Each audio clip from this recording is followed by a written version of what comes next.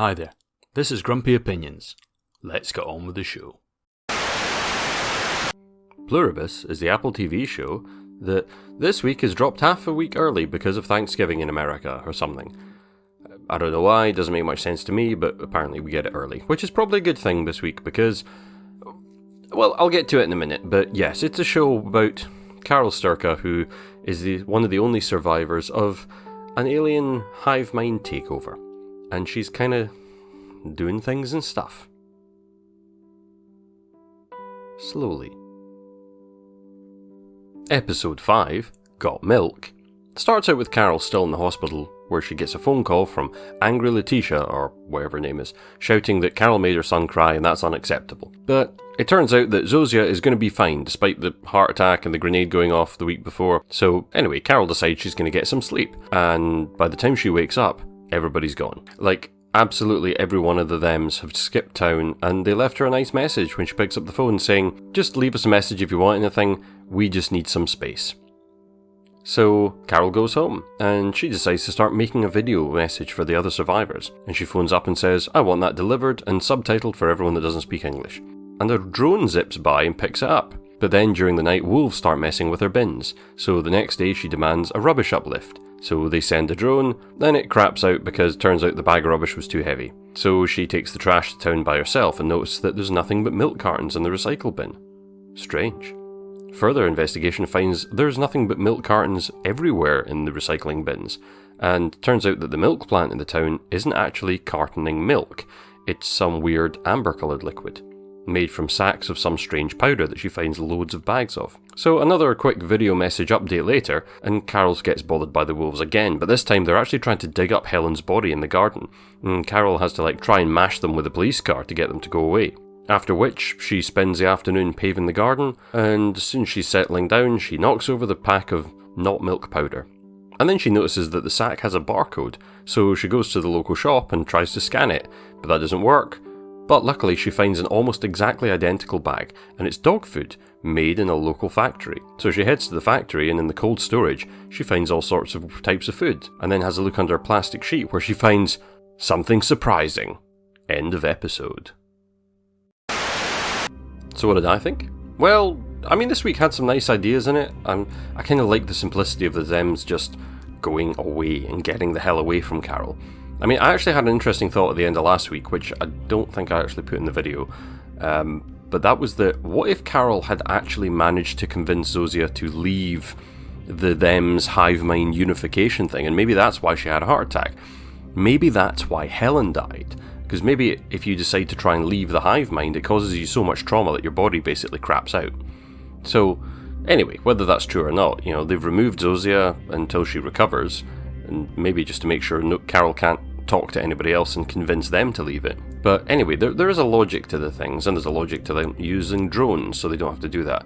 But also to the milk stuff where, okay, let's be honest, right? It's going to be dead people, isn't it? It's going to be something like that, or it's going to be organs or powdered brains or something like that, because, that would make sense, because as far as the hive mind is concerned, it's just inert tissue. The thems don't seem to have any morality about what happens to individual units, provided they don't get hurt. So we learned that back in episode 2 with them happily throwing hot wifeys at this guy to be his willing sex slaves. So it also makes sense that they'd feed themselves on a simple nutritious drink that just keeps them alive and going, because as long as the individual units are fed and warm enough and get enough sleep, everything's fine, because they're really just appendages or ants in an ant hive. It doesn't actually matter what each of them individually wants. They don't seem to have any wants. And I'm pretty sure once they died, they would probably just consider the bodies a potential resource. But considering the way Carol looks at this when she's suddenly shocked, it doesn't look like she's looking at a corpse, because her reaction is way too slow. Like, she's looking going, I don't know what I'm looking at here. So yeah, I'm sure we'll find out first thing next week. Also, literally, as I said last week, she's now doing video messages a bit like the guy on The Martian, although I expect the reason no one is replying is going to turn out to be because either A, she never left a phone number, although not that that would matter, because if one of the other survivors asked the thems to put them in touch with her, they would make that happen. But also, she did say that next time Miss Sunshine asked for my phone number again, you tell her to pound sand. So I kind of hope that it's not going to be that, because that feels a bit silly and contrived. Although, this show does have form for that. And this week, yeah, I've got issues again. First off, this rooftop green screen shot looked really bad. I mean, it's a bad special effect. It just did. It probably wasn't necessary to try and do this shot, but yeah, I mean, maybe there just wasn't a good building to do that on. Anyway, it sucked.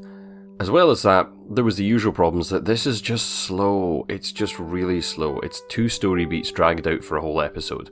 And again, dragging. Like literal dragging as well. I mean, I'm starting to think that all the things Carol drags in this is kind of an in-joke that Vince Gilligan and the director is kind of like winking at each other because they think it's funny. But anyway, to begin with, this week, the whole wolves storyline was pretty much pointless. Now, sure, maybe there would be some wolves in the city, but there's a whole city. They really only go to Carol's house? Seems a bit strange. Also, it was really just a means of getting Carol to take the trash to the bin through the contrived thing with the drone and everything, and see the milk cartons. Like, literally, that's the only reason all of that happened. Also, like, to set up the fact that, yeah, there's a shotgun, like, in the car, presumably for some bit down the line in some kind of Chekhov sort of way. Not that you really need to actually give a reason for Carol to have a shotgun, because America. Also, there's nothing wrong with the idea of Carol not wanting the wolves there. That's fine, or wanting them away from the grave. That makes sense. I was a bit confused because, like, Zozia did get, like, a digger to dig the grave, and she would know that the depth you have to dig a grave before, like, animals will try and dig. Isn't that the whole point? You dig deeply, because if you dig beyond a certain depth, they won't try and dig?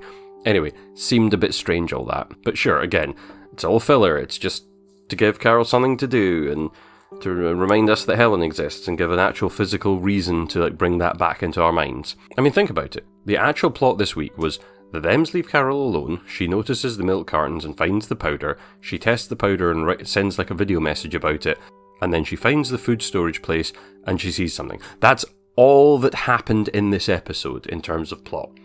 And I can take a lot, but I'm finding the padding in this show really trying, and the pacing and the dragging out of plot points really kind of ridiculous at this point. And also, on the other hand, in terms of logical things happening, they've spent so much time showing Carol do everything and logically showing us every single step in things that it seemed a bit surprising to me that the whole thing with the barcode at the end, because A, it never seemed to work. Like, I mean, even I know that if you take a random barcode and try and scan it in a shop scanner, it's not going to work. I mean, I think that actually happened once in the X-Files, which I don't know if Vince Gilligan wrote that episode, but anyway, I know it from as far back as then.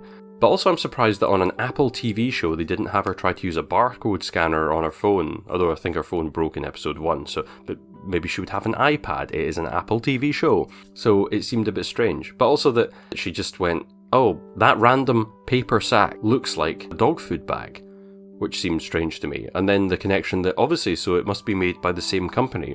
But that would be more likely that it would be the same bagging company, not that it came from the same food supply store. Because let's be honest, how many food supply stores usually also make dog food in the same building? It all just seemed a bit strange to me.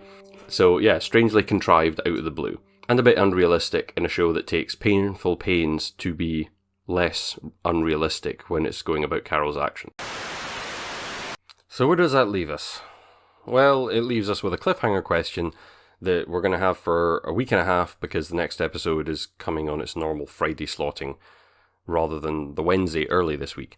Not only that, it leaves us still unsure that what the show is actually trying to do long term. I mean, honestly, I don't know where the show's going.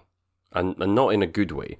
I feel like the show is going somewhere, but I also feel like we should be about 4 episodes further ahead in terms of the plot than the show has done so far. I mean, it's nice that Carol's doing something this week, and that she's actively trying to bring down the Thems in some way, but she's doing it in such a weird roundabout way, and such a contrived way, interspersed with so much nonsense, that it feels like the show is trying to slow down the momentum, and that's boring me a bit. It's being inconsiderate with my time. Like, what is the draw of this story? I mean, what is it? What is it making me want to watch the show as opposed to watching a different show that has, like, a complicated or interesting plot and characters and lots of interactions, and not just minutes after minutes of an actor dragging something around or walking somewhere or sitting looking around a room. Now, yeah, anyway, I don't have to think about this show for over a week, which is going to be lovely, and maybe by the time I come back I'll be in a more interested mood to think about it again. But for the time being, yeah, I'm just finding it all a bit tedious now. I do find myself wondering, and I would ask you yourself this, if someone other than Vince Gilligan had made this, if it didn't have the whole, oh, but this is from the guy who made Breaking Bad and Better Call Saul, would you be putting up with this? Because I think the answer would be no. And if that's the case, you shouldn't be putting up with it on this show either. But anyway, till next time, these have been my grumpy opinions.